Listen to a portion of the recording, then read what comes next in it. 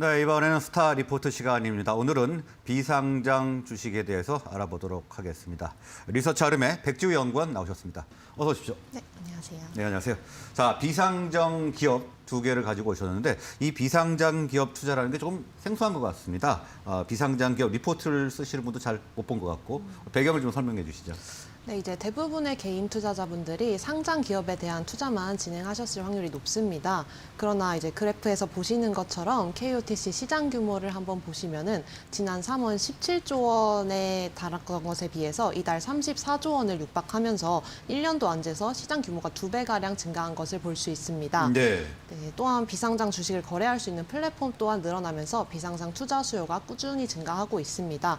주식 투자에 관심을 갖는 개인들이 점점 늘어나는 만큼 시각을 넓혀서 비상장 주식도 계속해서 늘어날 것으로 전망됩니다.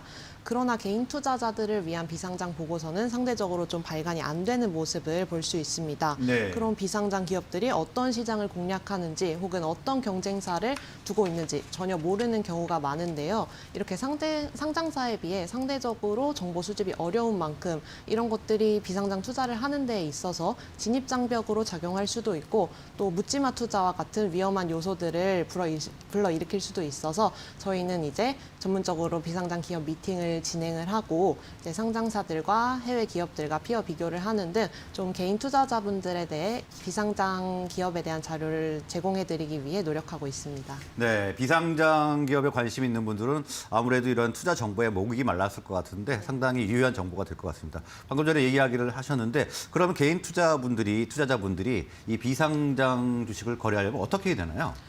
이제 개인과 개인이 직접 비상장 주식을 사고 팔 수도 있는데요. 이 부분은 네. 조금 리스크가 높기 때문에 보통 네. 이제 코넥스 시장이나 KOTC 시장에 상장된 주식을 거래하는 방법이 있고요. 여러 가지 플랫폼, 최근에는 증권 플러스나 38 커뮤니케이션 같은 곳에서도 쉽게 거래를 할 수가 있습니다. 네. 자, 그리고 비상장 주식 투자 어떤 메리트가 있다고 보면 될까요? 이제 올해와 작년은 거의 공모주의 해가 아니었을까 싶을 정도로 공모주에 대한 열풍이 뜨거웠는데요. 이렇게 성장 가능성 있는 회사가 상장을 하게 되면은 많은 투자금들이 모이면서 따상, 더블을 가고 상한가가 가는 게 공식처럼 자리 잡았습니다. 예. 이렇듯 공모주보다 이제 한 발 먼저 성장성 있는 기업에 투자할 수 있는 게 비상장 투자입니다.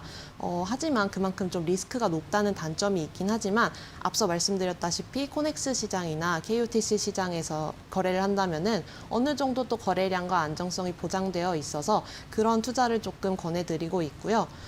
이제 또 가장 요즘 개인 투자자분들이 고민이 많으신 부분이 2020년 코로나19 이후에 동학개미라고 하죠. 이렇게 주식시장에 진입하신 분들이 많은데 네. 그때는 워낙 코스피 코스닥이 저점이었다 보니까 쉽게 2배, 3배, 많게는 관련주로 엮이면 10배까지도 가는 종목을 찾아볼 수 있었어요. 네. 근데 최근에는 코스피 코스닥이 안정권에 들어설고 박스피라고 불리면서 그런 종목들이 점차 찾기 어려워지고 있습니다.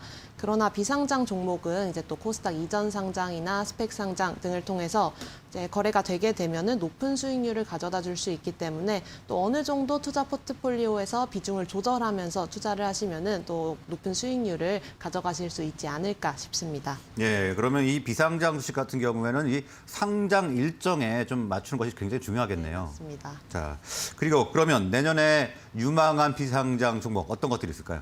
저희 비상장뿐만이 아니라 상장을 통틀어서 저희는 미디어 쪽을 좀 보고 있습니다. 미디어 쪽이요? 네, 미디어 쪽 업종 중에서도 특히 지적재산권, IP를 보유한 기업에 관심을 두고 있는데요. 여러분들이 OTT, 넷플릭스, 유튜브와 같은 콘텐츠를 비대면 시대가 도래하면서 점점 더 많이 찾는 이유도 있지만 또 다른 모멘텀은 메타버스에 있습니다. 성장 모멘텀으로 메타버스 시장에서도 결국 IP를 가진 기업이 승리하지 않나라는 생각이 듭니다. 예를 들어서 메타버스에서 아이돌 콘서트를 한다고 해도 그 네. 아이돌들이 부르는 노래, 아이돌들에 대한 지적재산권을 가지고 있는 기업들이 결국 메타버스 시장에서는 수혜를 받게 될 것으로 예상이 되고요. 또 NFT 같은 작품들도 결국 원작에 대한 IP를 보유한 기업들이 조금 유리한 입장에 있지 않나 싶습니다. 그래서 올해는 이제 메타버스 환경을 구축할 수 있는 기업, VR 기계를 구축할 수 있는 기업에 대해 관심이 좀 쏠렸었다면 내년부터는 이제 메타버스 내에 컨텐츠를 공급할 수 있는 기업에 관심을 가져야 되지 않나 싶습니다. 예, 그럼 어떤 종목들이 있을까요? 상장사 중에서 또 많은 종목들이 있겠지만 저희는 비상장 종목 중에서 최근에 레포트를 발간한 기업들에 대해 말씀을 드리자면 레몽레인과 빅텐츠 말씀드리겠습니다. 아, 네. 네, 둘 다 이제 드라마 제작 전문 기업으로 다수의 히트작들을 보유하고 있습니다. 네, 레몽레인 같은 경우에는 뭐 언론 보도에도 좀 등장하고 그러는 것 같던데요. 어떤 회사인가요?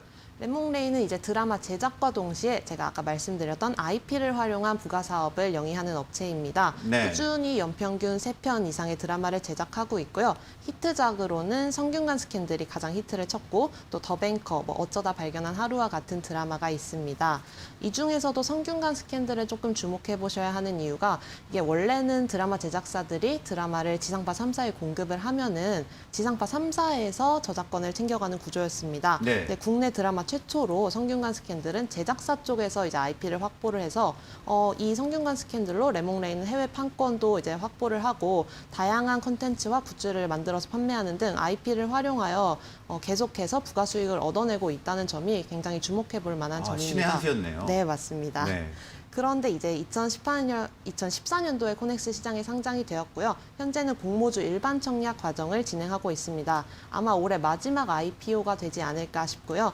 청약 경쟁률은 무려 2,000대 1을 넘어서면서 굉장히 뜨거운 관심을 받고 있습니다. 이처럼 이제 저희가 이 레몽레인을 소개시켜 드린 거는 거의 몇 개월 전인데 이제 본격적으로 상장 과정이 진행되면서 이제 높은 수익률을 기대해 볼 수 있지 않을까 싶습니다. 그럼 장 외에서도 이렇게 상장 일정이 잡히면 가격들이 많이 상승을 하겠네요.